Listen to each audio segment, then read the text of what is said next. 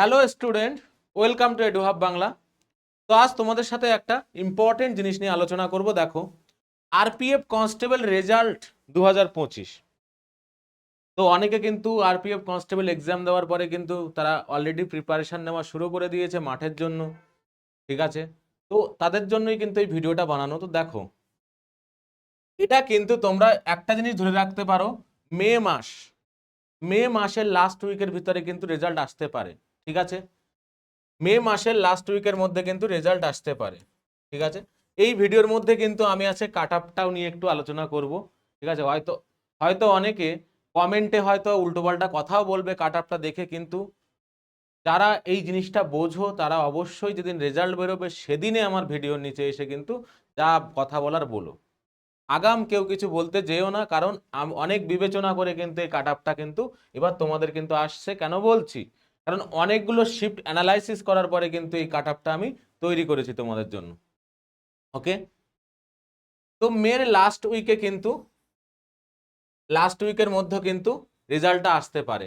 তো টোটাল আমাদের এক্সাম হয়েছিল কত? 120 নাম্বারের, ঠিক আছে? 120 নাম্বারের এক্সাম ছিল। অনেকগুলো শিফট আমরা দেখেছি, কোনো শিফট নর্মাল এসছে, কোনো শিফট অনেক হার্ড এসছে। যাই হোক, এর উপরে নর্মালাইজেশন তো আছেই, নর্মালাইজেশন তো হবেই। একতরফা মনে করে রাখো 10 থেকে 20 নাম্বার করে সবার কিন্তু বাড়বে, ঠিক আছে?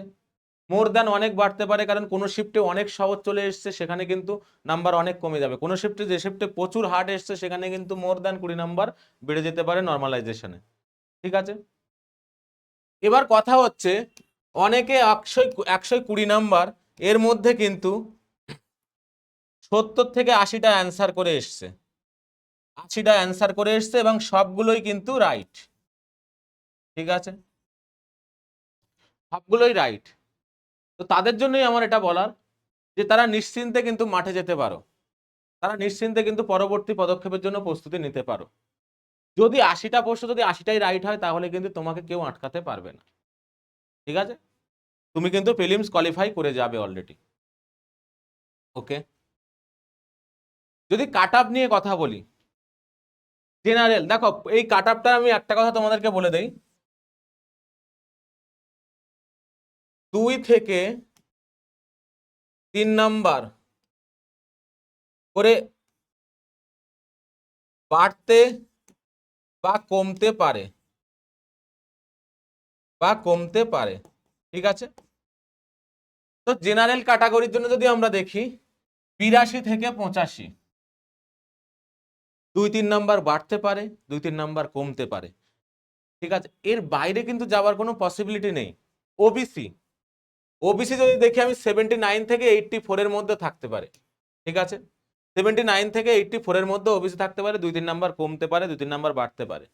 নেক্সট আসি ইডব্লিউএস, 75 থেকে 78, 75 থেকে 78 ইডব্লিউএস। এসসি 70 থেকে 75 এবং এসটি 73 থেকে 77। ওকে, তো যদি দেখো ওভারঅল কাট আপ কিন্তু আমি একটা প্রিপেয়ার করে দিয়েছি। একটা জিনিস মাথায় রাখবে, 2 থেকে 3 নাম্বার কিন্তু বাড়তে পারে, প্লাস বা মাইনাস হতে পারে।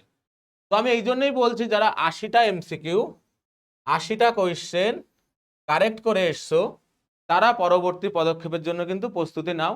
আর যারা এসসি আছে, এসটি যারা, তারা যদি 70টা এমসিকিউ যদি কারেক্ট করে আসে, তাহলে কিন্তু হয়ে যাবে। আর কমও করলে হবে, কারণ নর্মালাইজেশন আছে। ডোন্ট ওয়ারি, কোনো প্রেশার নেওয়ার দরকার নেই। সব সময় মনে করে রাখবে যে নিজের পড়ার উপরে নিজের কনফিডেন্সটা সবসময় বজায় রেখে চলো। তো সবার জন্য কিন্তু শুভকামনা রইল, সবাই ভালোভাবে প্রিপারেশন করো। পরবর্তী ভিডিওয় কিন্তু আবার দেখা হবে। সবাইকে জয় হিন্দ।